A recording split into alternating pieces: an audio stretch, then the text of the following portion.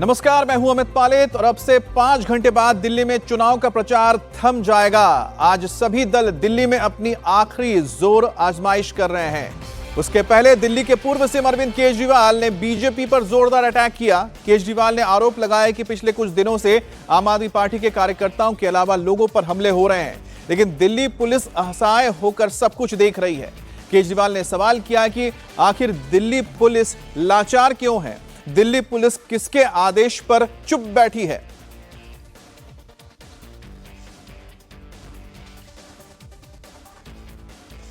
एक प्रश्न जो सब लोग पूछ रहे हैं और सब लोगों के मन में है वो ये है कि इस देश का सबसे बड़ा गुंडा कौन है। सबके मन में ये प्रश्न है कि इस देश का सबसे बड़ा गुंडा कौन है, जहां से सारी गुंडई बह रही है। हमने देखा पिछले कुछ दिनों में किस तरह से लोगों के ऊपर हमले किए जा रहे हैं, आम आदमी पार्टी के कार्यकर्ताओं पे हमले किए जा रहे हैं, जनता को धमकियां दी जा रही हैं, खुलेआम जनता को धमकी दी जा रही है कि बीजेपी में आ जाओ नहीं तो ये कर देंगे वो कर देंगे। खुलेआम मारपीट हो रही है, हमले हो रहे हैं, हिंसा हो रही है और बगल में पुलिस वाले खड़े होकर देख रहे हैं। पुलिस हेल्पलेस है, पुलिस लाचार है, पुलिस बेसहारा है, वो कुछ कर नहीं पा रही है। ऐसा नहीं कि वो करना नहीं चाहते हैं। जब बगल में खड़े हुए पुलिस वाले से कुछ लोग पूछते हैं कि आप कुछ कर क्यों नहीं रहे, बोले जी ऊपर से आदेश है। तो वो कौन गुंडा है जिसके सामने दिल्ली पुलिस थरथराती है?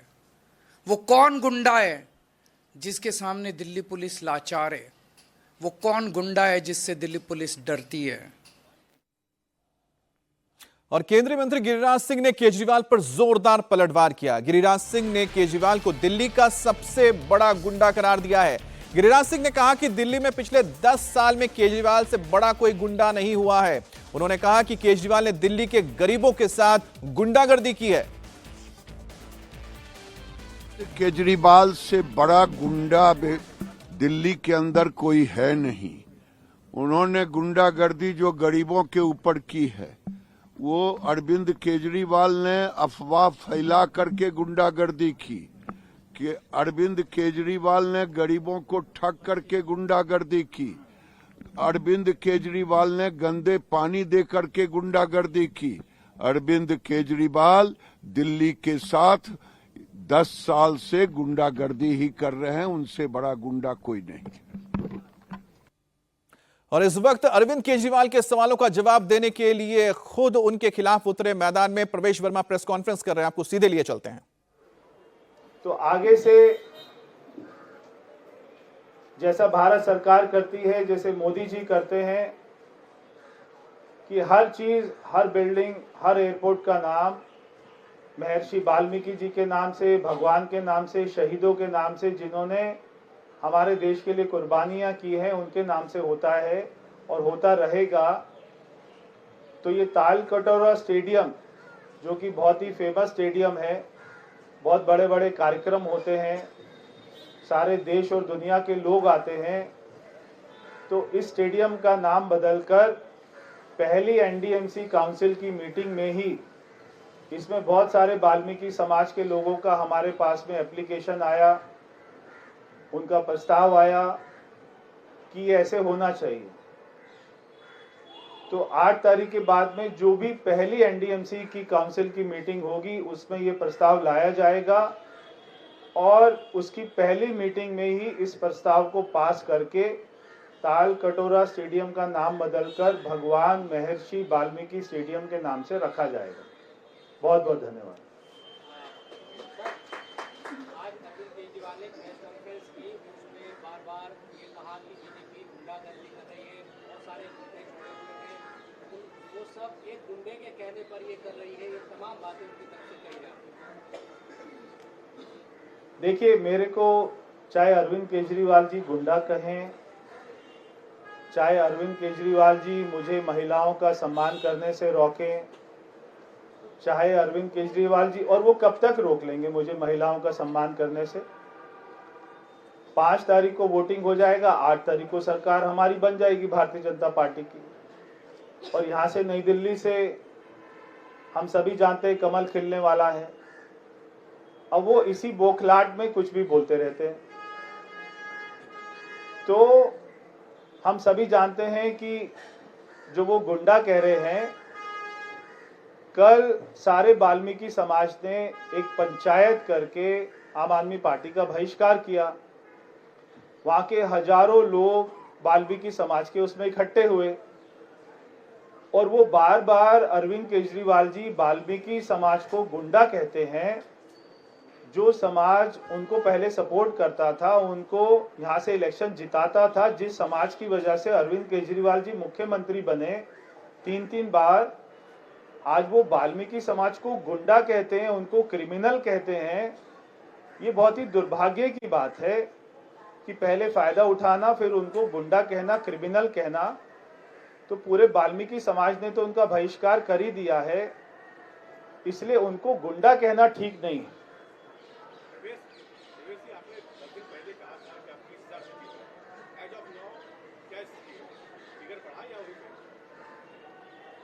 अब देखिए 8 तारीख को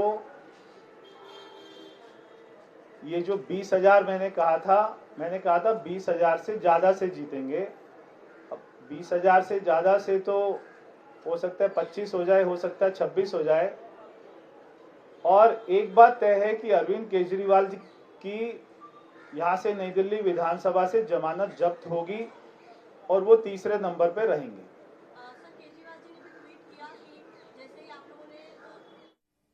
अब बीजेपी के उम्मीदवार नई दिल्ली से प्रवेश वर्मा तो दावा कर रहे हैं कि अरविंद केजरीवाल हार जाएंगे नई दिल्ली की सीट, और साथ ही उन्होंने कहा कि ताल कटोरा स्टेडियम जो है उसका नाम बदला जाएगा और महर्षि वाल्मीकि के नाम से उसको रखा जाएगा। बहरहाल आगे बढ़ते हैं, क्योंकि 5 घंटे बाद चुनाव प्रचार खत्म हो जाएगा और आज सभी दलों ने चुनाव में अपनी अपनी पूरी ताकत झोंक दी है। बीजेपी की तरफ से आज गृह मंत्री अमित शाह ने प्रचार की कमान संभाली है। अमित शाह थोड़ी देर बाद जंगपुरा में रैली करने वाले हैं, उसके बाद वो बिजवासन और द्वारका का प्रचार करेंगे।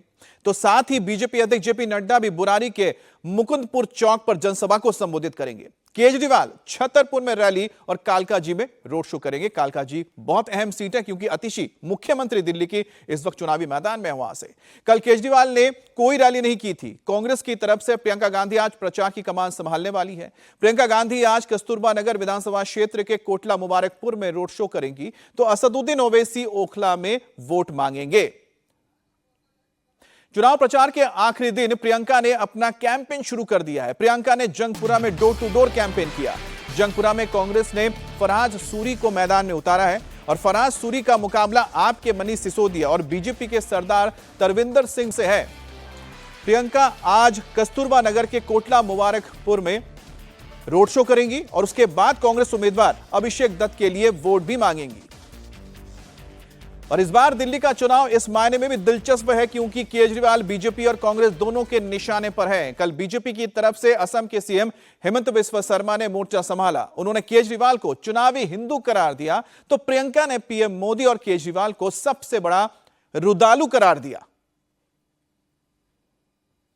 जब सीए एजिटेशन हुआ था, जो अमानुल्लाह ताहिर को गोद में लेके चला था, तब हिंदू का याद नहीं आए थे। अभी हिंदू का याद आए हैं जब चुनाव आए हैं। जब हमारा देश को टुकड़े टुकड़े करने का कसम खाए थे, वो समय केजरीवाल जी तुम हिंदू नहीं था क्या? वो समय अभी चुनाव के लिए हिंदू बने। भाई और बहनों, नकली हिंदू को पहले बाहर कर देना हमारा दिल्ली से, है कि नहीं? है कि नहीं? भाई और बहनों, अभी हिंदू का ताकत, जब से राम मंदिर बन गया ना, तो लोगों को मालूम पड़ना स्टार्ट हो गया कि हिंदू का ताकत क्या है। मोदी जी कहते हैं कि नेहरू जी की वजह से ऐसे बहुत काम है जो हो नहीं पाए, कि ये देश रुक गया नेहरू जी की वजह से। जो कर नहीं पाते, फट से नेहरू जी का नाम निकाल के बहानेबाजी शुरू करते हैं कि नहीं। और केजरीवाल जी क्या कहते हैं कि मोदी जी की वजह से काम नहीं कर सकते। ऐसे रोंदू नेता मैंने जिंदगी में नहीं देखे। इतने बड़े कायर मैंने जिंदगी में नहीं देखे। मैं इंदिरा गांधी जी की पोती हूं। मैंने इंदिरा गांधी को पाकिस्तान के 2 टुकड़े करते हुए देखा है और इनकी कायरता पे मुझे हंसी आती है कि छोटी सी जिम्मेदारी नहीं ले सकते, इतनी जिम्मेदारी नहीं ले सकते कि आपकी सड़कें बनाएं। और इस बार जिन सीटों पर दिलचस्प मुकाबला होने जा रहा है उनमें से एक है नई दिल्ली सीट। यहां से केजरीवाल को बीजेपी के प्रवेश वर्मा और कांग्रेस के संदीप दीक्षित यानी कि शीला दीक्षित के बेटे टक्कर दे रहे हैं। केजरीवाल ने कल आरोप लगाया था कि नई दिल्ली विधानसभा क्षेत्र में बीजेपी के कार्यकर्ता गुंडागर्दी कर रहे हैं और इसलिए उन्होंने चुनाव आयोग से नई दिल्ली में विशेष ऑब्जर्वर्स नियुक्त करने की मांग की। और इस पर बीजेपी ने कहा कि केजरीवाल को अपनी हार का आभास हो गया है, इसीलिए वो इस तरह के आधारहीन आरोप लगा रहे हैं। शाम होते होते चुनाव आयोग की ओर से केजरीवाल के आरोपों का जवाब भी आ गया। चुनाव आयोग ने कहा कि आपकी तरफ से इस बारे में कोई भी शिकायत मिली ही नहीं है। और बीजेपी के प्रवक्ता संबित पात्रा ने आज बिजवासन में कैलाश गहलोत के लिए प्रचार किया है। उन्होंने तंग गलियों में घूम घूम कर कैलाश गहलोत के लिए वोट मांगे हैं। इस दौरान लोगों ने संबित पात्रा को पानी का कैन दिखाया जिसमें गंदा पानी भरा हुआ था। ये टैंकर ये 20 रुपए वाला है सर। और ये कितने में खरीदते हैं? 20 रुपए में सर। 20 रुपए में आप ये खरीदते हैं। अभी जो खड़ा था उस टैंकर से आपने ये 20 रुपए में खरीदा है, तो 1 रुपए पर लीटर हो गया। बताइए, यही हो गया ये TDS है पानी की, चेक कर सकते हैं। पीने वाला पानी भी ठीक नहीं है, पानी सही नहीं है। जो सॉलिड डिजॉल्व्ड पार्टिकल है वह भी 800 TDS है।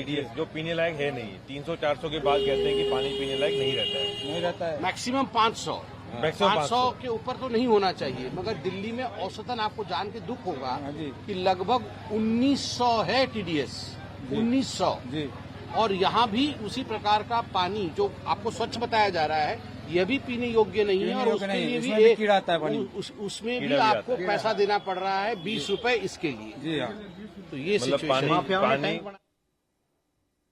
तो पानी भले ही फ्री हो लेकिन पानी एक बहुत बड़ा मुद्दा इन चुनावों में, और यही वजह कि बीजेपी लगातार पानी के मुद्दे को लेकर केजरीवाल पर हमला कर रही है। इस बीच चुनाव प्रचार के आखिरी दिन बीजेपी प्रदेश अध्यक्ष वीरेंद्र सचदेवा ने दिल्ली में जीत का दावा किया है और सचदेवा ने कहा कि 8 फरवरी के बाद दिल्ली का विकास का बसंत आएगा। प्रचार का आखिरी दिन है और हमारे सभी बड़े नेता माननीय राष्ट्रीय अध्यक्ष जी, माननीय गृह मंत्री जी, माननीय रक्षा मंत्री जी आज दिल्ली की जनता से रूबरू होंगे। लगातार वो संपर्क में है और दिल्ली की जनता जो उत्साह दिखा रही है, दिल्ली की जनता जो मूड बता रही है, माननीय प्रधानमंत्री जी के नेतृत्व में हम डबल इंजन की सरकार बनाने जा रहे हैं। अब माननीय प्रधानमंत्री ने बिल्कुल ठीक कहा है, बसंत ऋतु परिवर्तन का दिन है और कल बसंत पंचमी भी थी और माननीय प्रधानमंत्री जी ने जिस उत्साह के साथ सभी दिल्ली की जनता को संबोधित किया है तो उन्होंने कहा कि दिल्ली में जो विकास का बसंत है वो रुका हुआ है और 8 फरवरी से दिल्ली में विकास का बसंत आएगा और निस्संदेह वो आएगा क्योंकि प्रधानमंत्री जी के नेतृत्व में पूरे देश में विकास की नई हमने ऐसे ऐसे गाथाएं लिखी हैं जो दिखाई देती हैं, लोगों को डेवलपमेंट दिखाई देता है, लेकिन दिल्ली अभी तक उससे अछूती है। तो दिल्ली को विकास का नया बसंत 8 तारीख को मिलेगा, ऐसा हमारा भी विश्वास है और दिल्ली की जनता उस पर अपनी मोहर लगाएगी। 5 तारीख को भारतीय जनता पार्टी को विजय बनाएगी। हमलावर कांग्रेस भी है। कांग्रेस के नेता संदीप दीक्षित ने आम आदमी पार्टी पर जोरदार अटैक किया। संदीप दीक्षित ने कहा कि केजरीवाल ने दिल्ली में कोई काम नहीं किया है। केजरीवाल साहब का केवल एक ही खेल था, किस तरीके से फ्री में क्या देना। तो स्वाभाविक है कि अगर आपका पूरा खेल ही फ्री पे होगा और उसके अलावा कोई काम नहीं करोगे तो बाकी पार्टियां भी उसको बराबर करेंगी, बल्कि उससे बेहतर। कांग्रेस ने तो बहुत अच्छी, 1 या 2 ही नहीं, बीजेपी ने, इन्होंने तो एक सिर्फ महिला योजना और की है। कांग्रेस बहुत अच्छे वायदे लेकर आई है, लेकिन उसके बाद भी जो सही चीज है दिल्ली में, दिल्ली के लोगों को जिस रोजगार के लिए आज वो तड़प रहे हैं, जो चलने वाली हवा में अच्छी वाली दिल्ली की वो तड़प रहे हैं, उसके लिए वो केवल कांग्रेस की तरफ देख रहे हैं। प्रधानमंत्री जी जो भी कहें, बार बार प्रधानमंत्री जी जब कहते हैं कि हम अच्छा काम करेंगे तो दिल्ली के लोगों में बीजेपी की MCD याद आती है, कूड़े के ढेर याद आते हैं, टूटी हुई सड़कें याद आती हैं। जब केजरीवाल कहता है कि मैं पेरिस लंदन बनाऊंगा तो वो गड्ढे दिखते हैं उनको, उनके अंदर भी 1.5 साल में MCD में कूड़े की सफाई दिखती है, यमुना की गंदगी दिखती है। जहां जहां पहले कूड़े नहीं थी आज उन कूड़ेदानों पे आज बुरा हाल हो रखा है।